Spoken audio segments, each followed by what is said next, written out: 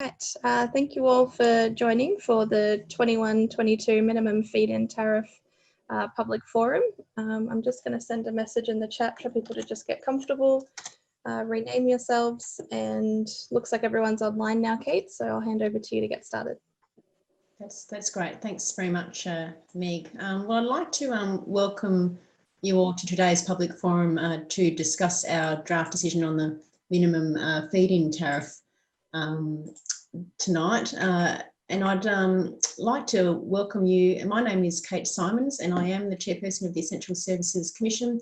And just before we start, I'd like to acknowledge the traditional owners on all of the lands wherever you are today. I pay my respects to elders past, present and emerging who may be here today. I'd also like to acknowledge the connection that Indigenous Australians hold to country and culture, particularly at this time of great uncertainty. Well, thank you for joining us tonight and welcome to tonight's public forum to discuss our draft decision on the minimum feed-in tariff that will apply from the 1st of July 2021. I'd just like to introduce our Executive Director of Price Monitoring Regulation, Marcus Crudden. We do have our feed-in tariff project team here led by Jonathan Roberts.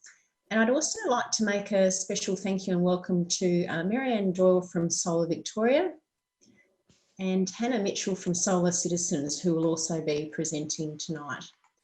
I think we've got a number of attendees tonight with ESC staff, Marianne and Hannah as well, including a solar customer as well. Our consultant, Eshan from Frontier Economics is with us, and I think we have a representative from the Department of Environment, Land, Water and Planning.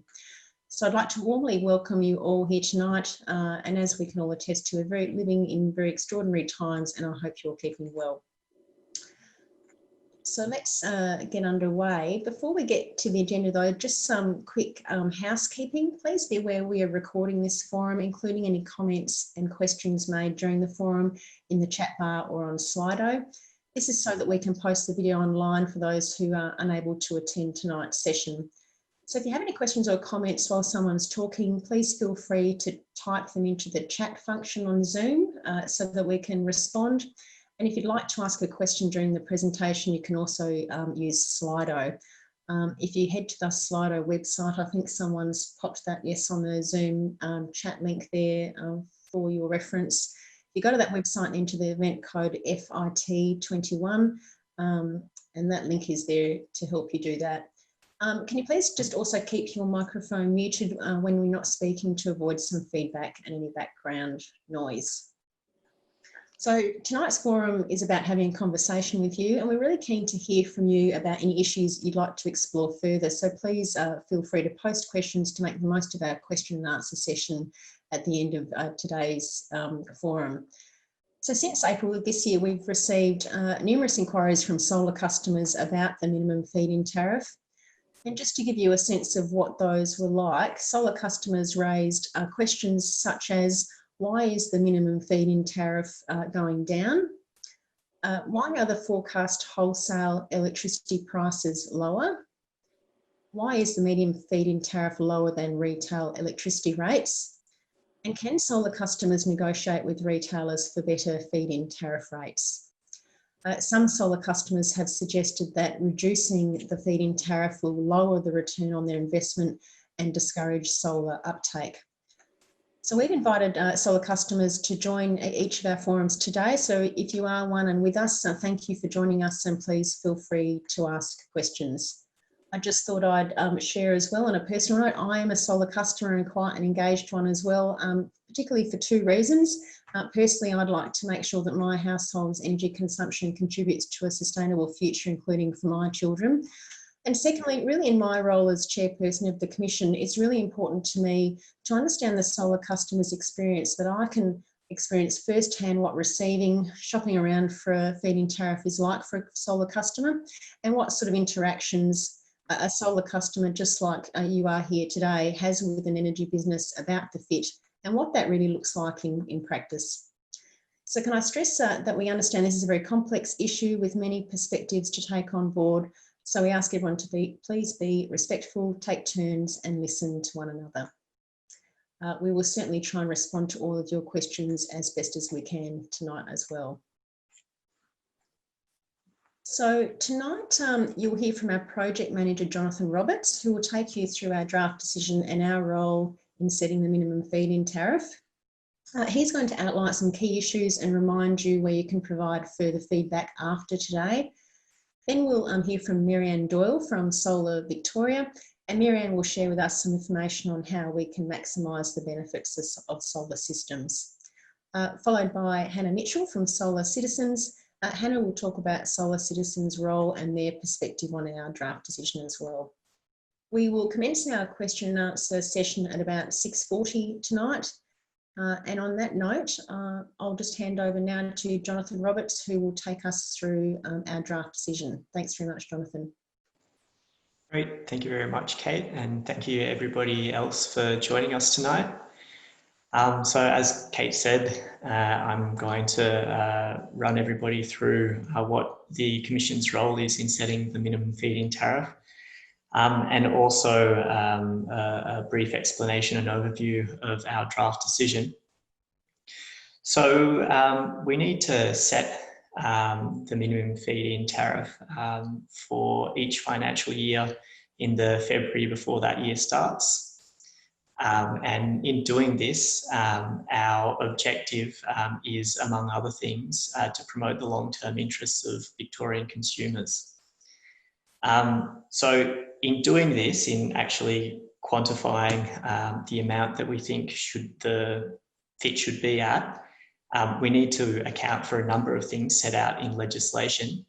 And these include wholesale electricity prices, the avoided transmission and distribution losses, and we also need to account for social and environmental factors. So in considering all of these things together, basically what we're trying to do is figure out what an efficient price would be. And so in doing that, we make sure that Victorian consumers don't pay too much or too little for solar exports. The reason why this is important is because if the FIT is too high, retailers will pass these costs on to consumers, leading to higher prices for non-solar customers. And if the FIT is too low, consumers will pay too little, and solar owners won't be compensated for the full benefits that they provide other consumers. Next slide, please. Thanks, Mayumi. So as you can see here on the slide, if you compare the rates in our draft decision for financial year 2022 to the current rates, they've basically decreased across the board. And the main factor driving that is the forecast decrease in wholesale electricity prices, but we'll talk a little bit about that a little bit later. Next slide, please. Thanks, Mayumi. And another key element of our draft decision is that we're proposing that retailers need to give their customers at least 5 business days notification to solar customers that their feed-in tariff is changing, if it is changing. Next slide, please. Thanks, Mayumi. So before I go into a little bit of detail about the methodology used in our draft decision, it's probably helpful to have a look at where we are in Victoria compared to other states. So if you have a look at the minimum FIT in Victoria and compare it to feed-in tariffs in other jurisdictions, you can see that the Victorian FIT is higher pretty much than everywhere else. And the main thing driving this is that in Victoria, we account for the social cost of carbon in setting the FIT, which is not the case in other jurisdictions necessarily. So although this comparison here is for current feed-in tariffs, when the draft decision or whatever the final decision ends up being applies next year, we'd expect that we'd see a similar pattern, that is that the feed-in tariff in Victoria will probably be higher than it is in other states for that reason.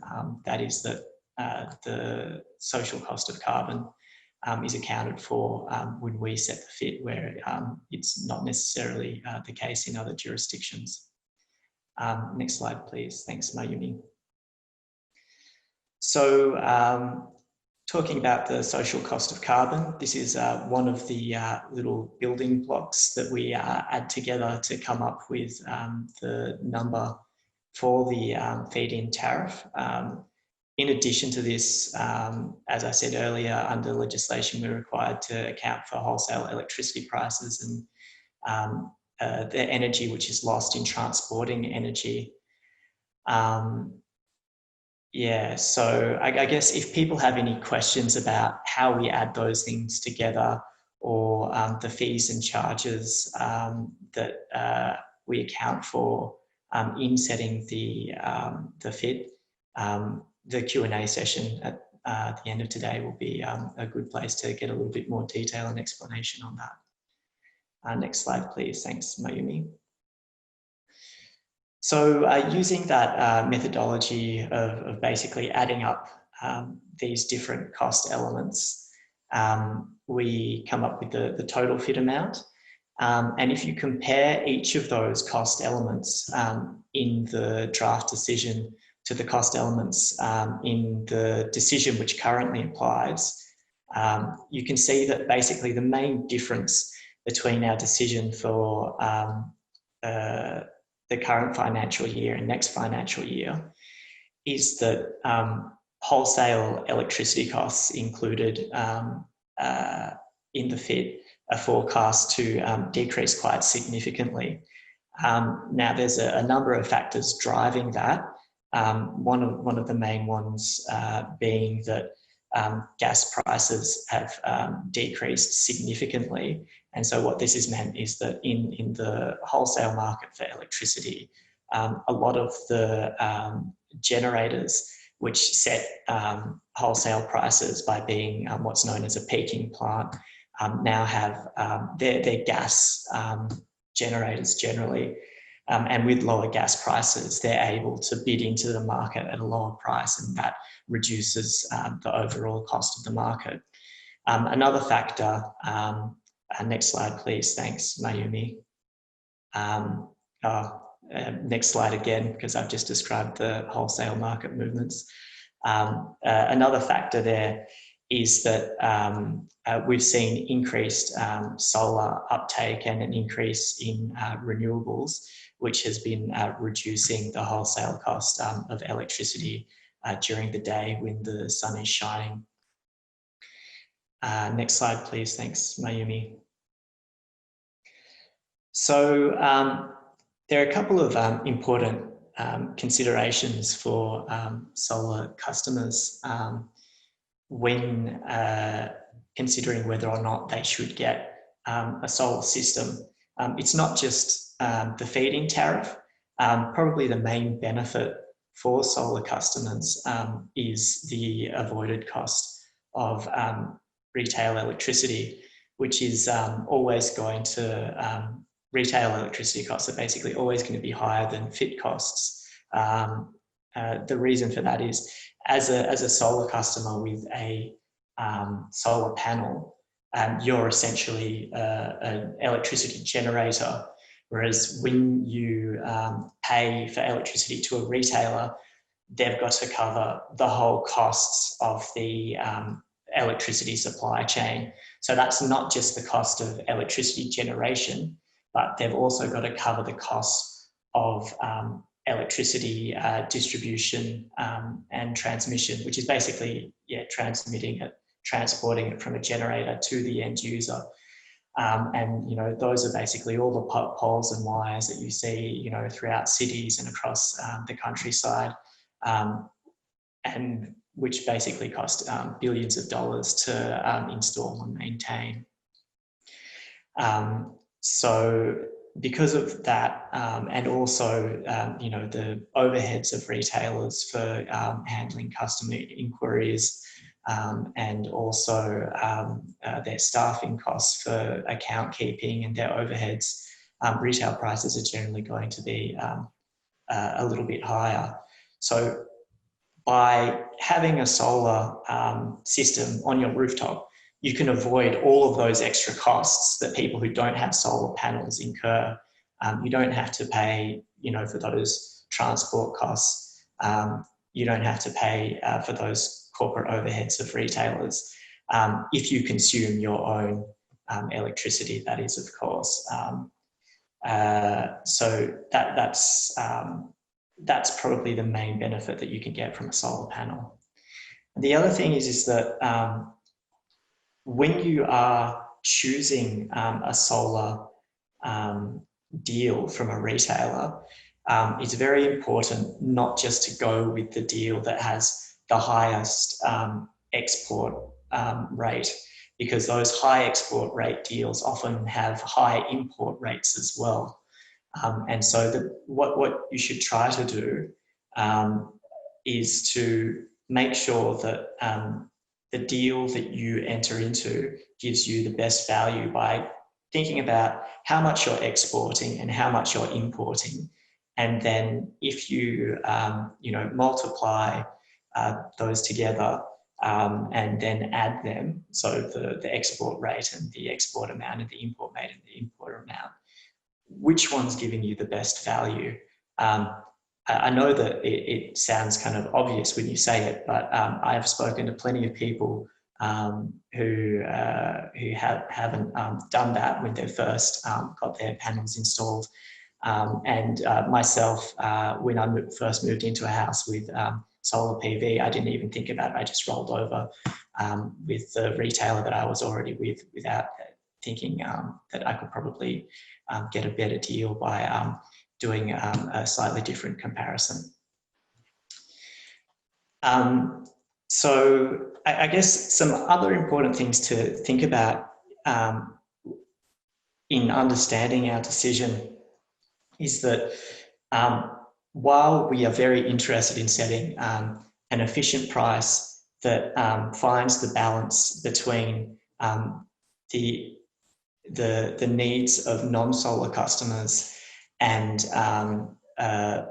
compensating solar customers for the benefits that they're providing other customers, our role is not to set the FIT at a level so that solar customers can recover the full cost of their systems through the feed-in tariff, because that would basically mean that non-solar customers would be paying too much, because, like I said before, solar customers do benefit quite a lot by avoiding retail export tariffs. Another thing which it's not our role to do is to promote the uptake of rooftop cell generation at all costs. So in setting an efficient price for the FIT, or aiming to do so, we consider that we are promoting an appropriate level of investment in solar, but it's not our intention to set the FIT at such a high level that everybody is going to be installing solar panels, because that might not necessarily be the most efficient use of our resources as a society at this time, at least. So anyway, that's basically it for my presentation. Thank you all very much for listening to me waffle on. If you've got any questions, I encourage you to submit them through Slido. And this isn't your last chance to have your say on our draft decision either. Submissions will be open right through until the 8th of January. So if you do have views that you'd like to share with us or questions that you'd like to ask, I encourage you to make submissions and get in touch. Thanks again, and Kate, I'll pass back to you.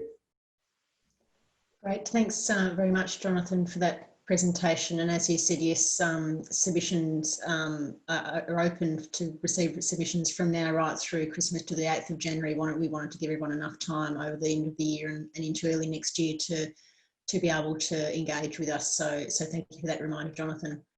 Now we're going to turn to a presentation by Solar Victoria, and I'd like to introduce Marianne Doyle from Solar Victoria, a government entity which aims to help Victorians take control of their energy bills, including through the Solar Homes program. So thank you, Marianne, for being here, and I'll pass over to you now. Excellent. Thank you, Kate.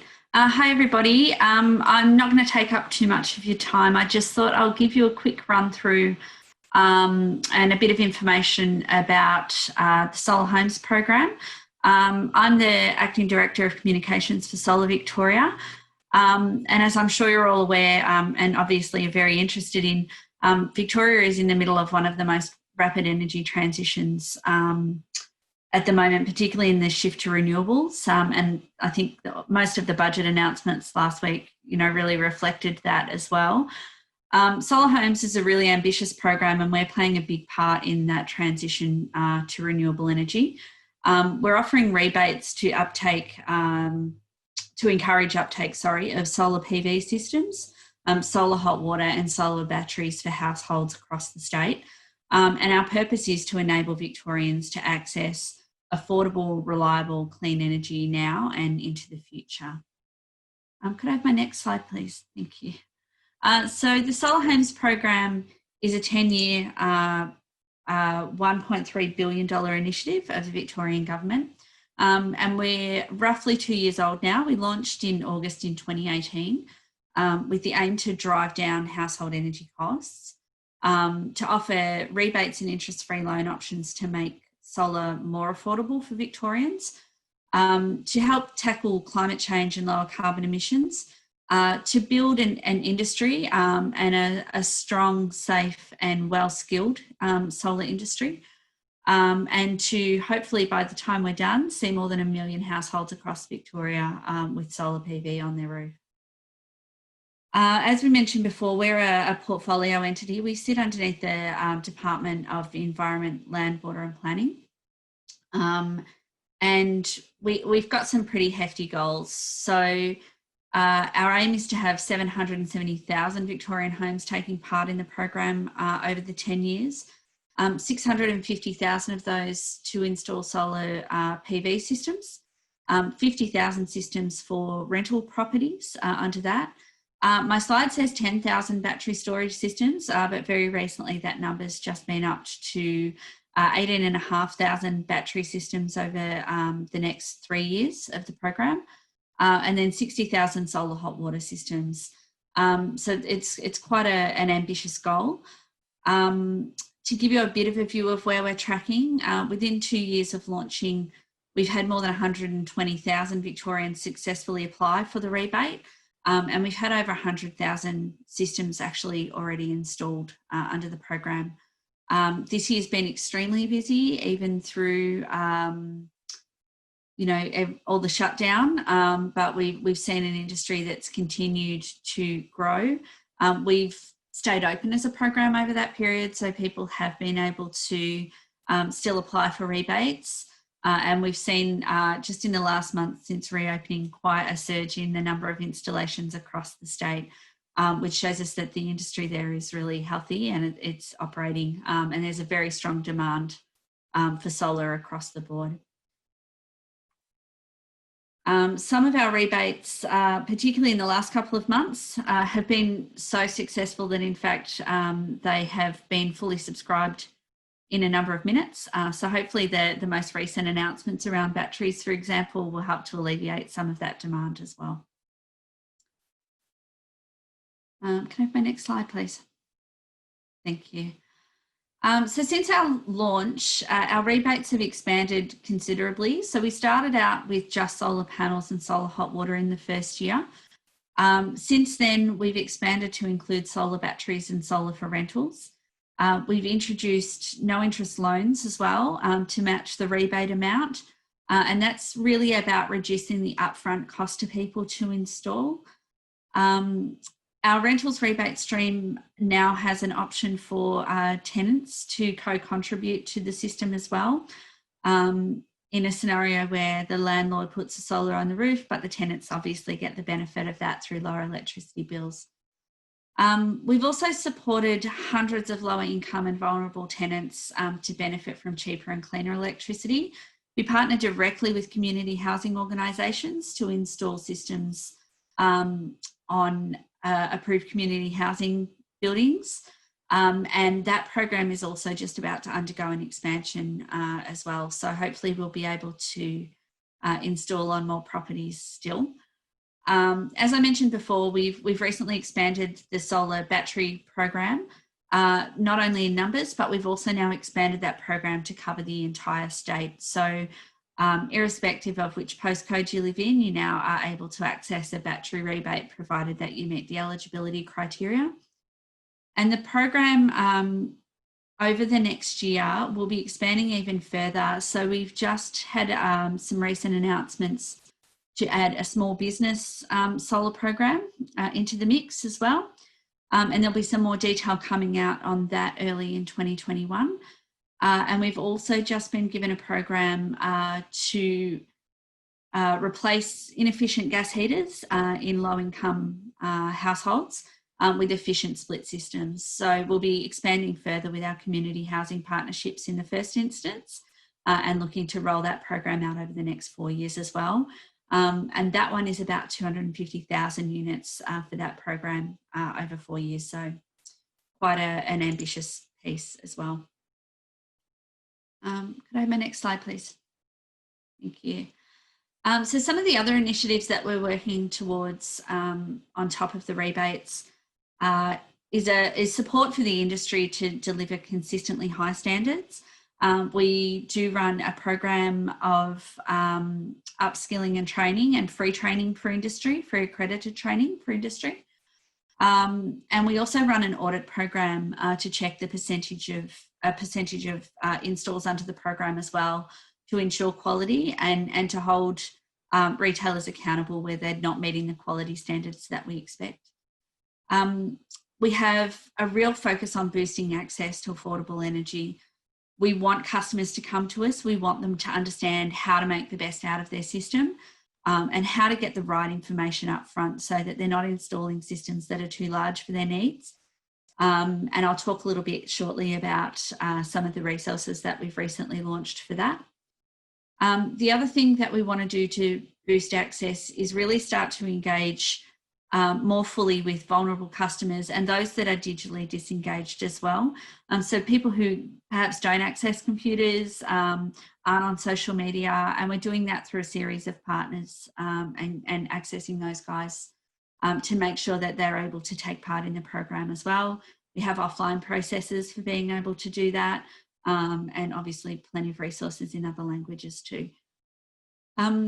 The other thing that we're working quite closely with is the energy team inside the department to deliver the wider distributed energy resource strategy, and also to ensure that the objectives of our program align with the objectives of the wider industry programs as well. My next slide, please. Thank you. Look, this is the last piece that I'll talk to you about tonight. We've recently launched an area on our website which we're calling the Solar Hub. It's a series of resources for consumers, and it covers everything from where to start, what kind of information you need to know before you engage a retailer.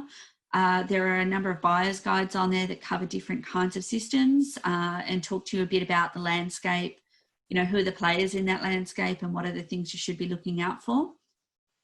We have a section on there about getting the most out of your system, and this one is particularly relevant given tonight's conversation. There's a lot of information on there around self-consumption, efficiency, timing, you know, when you should be running your appliances, and how to try and actually utilise the solar that you, like the energy that you're creating, rather than having it go to waste. And then there's also some links on there to other government energy programs and energy efficiency programs. So, you know, Victorian Energy Compare, which allows you to compare the rates that are offered through energy providers. There's some great links on there to Sustainability Victoria's website, who have some incredible resources around energy efficiency, energy efficient appliances and understanding that side of things. And then the last piece really is that over the next couple of months, we'll be running quite a specific campaign targeted at those who've actually taken up a rebate to make sure that they're getting the support and the information that they need to make the best of their systems, with a really solid focus on self-consumption. Thank you very much for listening to me tonight, and I'll pass back to Kate. Thank you. Great, thanks very much, Marianne. That was really interesting, and thank you for those links and where we can find more information about the value of solar and what Solar Victoria are doing. So thank you for that. We might now move to a presentation by Solar Citizens, and I'll introduce Hannah Mitchell from Solar Citizens. Hi, Hannah. Solar Citizens is an independent community-based organisation working to protect and grow renewable energy in Australia. And Solar Citizens has a supporter base, I understand, of more than 100,000 people across Australia. Thank you, Hannah, for being here, and I'll pass over to you now for your presentation. Thank you, Kate, and thank you again to the Essential Services Commission for inviting Solar Citizens to be a part of the forum today. So as you said, we represent solar owners and solar supporters. We've been around since 2013, and we represent the more than 2.5 million Aussie households that do have rooftop solar. And we campaign on a number of issues that impact solar owners, like ensuring they do get a fair feed-in tariff and advocating for policies that encourage the uptake of more household solar and batteries. So we are really happy to see that the Solar Homes program being delivered by Solar Victoria is expanding in Victoria. So more households and small businesses can then access rooftop solar and batteries and the benefits that come with it.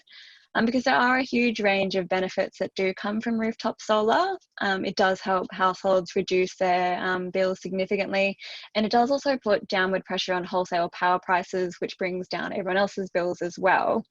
And exporting solar provides cheap local power for your neighbours and helps save on transmission and network costs. And that's on top of the significant environmental and public health benefits that come from using energy from renewable resources rather than fossil fuels. So we do think it's really important to see feed-in tariffs that incentivise households to get solar and that also recognise these broader benefits of solar. Can I have my next slide, please, Mayumi? So we understand that there are several factors that are being considered by the ESC when making this draft determination, and we do see positives for solar owners. The main one being that it does continue to provide a minimum feed-in tariff, which is something you're not seeing in other states. And while there might be higher maximum tariffs in other states, you're also frequently seeing that they have much lower or 0-cent minimums on offer. So there is a chance that solar owners are worse off overall, and there's potentially more work then for consumers to have to manage their own usage to maximise the benefits. And we also do like that there is the option for retailers to offer both a single and time varying tariff. And we would like to see more of that uptake from retailers for the time varying fits. So the solar owners do have more control over their usage, so they can get a higher rate for exporting during peak times, which then also helps take the strain off the grid and increases the proportion of renewables in the energy mix. And also paying households to export more for power at night can also encourage the uptake of battery storage, which is something we want to see as well. And that way customers can still maximise a lot of the benefits of their solar by consuming their own power and avoiding higher retail energy costs. And another thing we think is really important is that the ESC has considered the health and the avoided carbon benefits of solar, as well as the benefits of avoided transmission and distribution costs in calculating this FIT. Because solar does play a significant role in reducing emissions and pollution and in mitigating some of those infrastructure costs. And it is important to recognise as well that, feed-in tariffs do need to be competitive with wholesale power prices. Otherwise, retailers are going to be disincentivised from purchasing power from solar owners, or they're going to find other ways potentially to pass on those cost differences to consumers. Next slide, please, Mayumi. So we do have concerns about the impacts of a lower feed-in tariff. We need to recognise that while the tariffs might be fair in relation to wholesale power prices, these decisions don't happen in a vacuum. One of our main concerns is that we just don't want to see solar uptake discouraged, and we want to make sure that solar owners are still able to maximise the benefits of their system and are fairly rewarded for the economic, environmental and social benefits that they are providing. So right now, Victoria is still behind most states on the proportion of households that do have rooftop solar, and that's definitely starting to change, especially with the Solar Homes program. But our concern is that some people will be discouraged from getting solar if they see higher tariffs as being the key benefit. And while in principle, the main benefit of rooftop solar for customers is that it does reduce their retail energy costs, it does then put the onus significantly on solar owners to maximise that benefit, which isn't always possible or practical for everyone. Not everyone has, necessarily the information, the ability or the time to shift their energy use during the day so they can use more of their own power rather than exporting it. And some households may have installed a system that is significantly larger than their own energy needs with the intent of exporting a larger proportion of their energy. So we don't want to see those people disadvantaged either. And we also think there needs to be a consideration of other broader market issues which do impact rooftop solar. So as we said, wholesale power prices have gone down, but retail power prices haven't really dropped accordingly. But solar owners are already seeing that the tariffs are being reduced. And, although a higher tariff isn't necessarily fair if retailers are going to offset the costs onto other consumers, it does need to be acknowledged that solar owners and people who are considering getting solar are going to look at that discrepancy between what they're being charged and the price they're getting for the power. And it does raise questions of fairness. And we also, at least anecdotally, seeing that people in Victoria are finding more and more commonly they're getting zero export limits.